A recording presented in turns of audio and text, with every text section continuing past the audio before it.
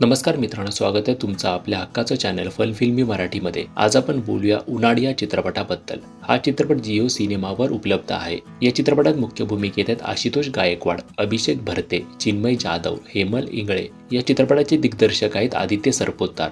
त्यांनी या अगोदर झोंबिवली, फास्टर फेणे, क्लासमेट, नारबाची वाडी या आणि अन्य चित्रपटाचे दिग्दर्शन केले आहे। तर बोलूया स्टोरीबद्दल। ही दापोलीच्या कोळीवाड्यातील राहणाऱ्या 3 मित्रांची गोष्ट आहे, ज्यांचं आयुष्य काही सुरळीत चालू नाही। तिघेही संघर्ष करत आहेत।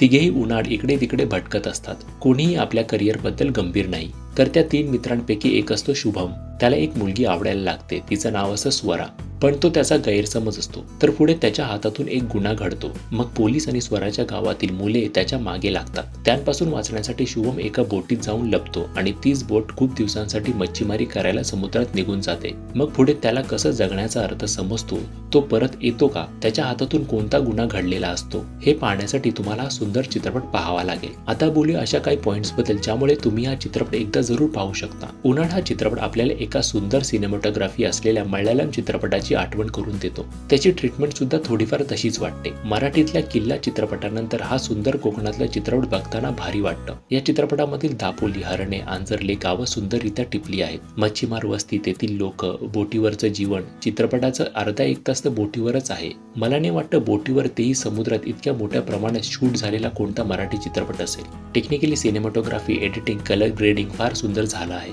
खास करून बाईकवरचे, किल्ल्यावरचे आणि बोटीवरचे शॉट्स फार सुंदर आहेत। या तर झाल्या टेक्निकल बाबी, पण स्टोरी सुद्धा चांगली आहे आणि त्यात ट्विस्ट सुद्धा आहे। लव्ह स्टोरी बघताना कधी तो फोनचा ट्विस्ट येतो आणि चित्रपटात रंगत निर्माण होते ते कळत सुद्धा नाही। आणि आता पुढे काय होईल, शुभम कसा सुधारेल याचा विचार आपण करू लागतो आणि याचं श्रेय जातं दिग्दर्शक यांना। कास्टिंग पण उत्तम झाली आहे।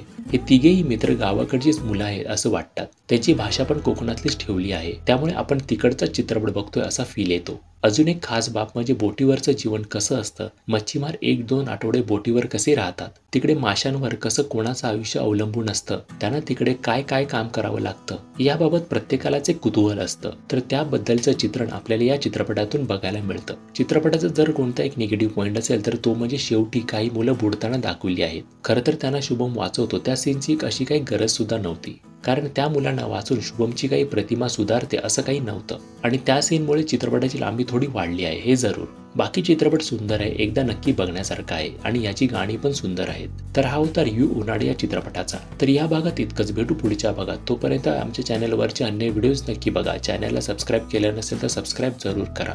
थँक्यू।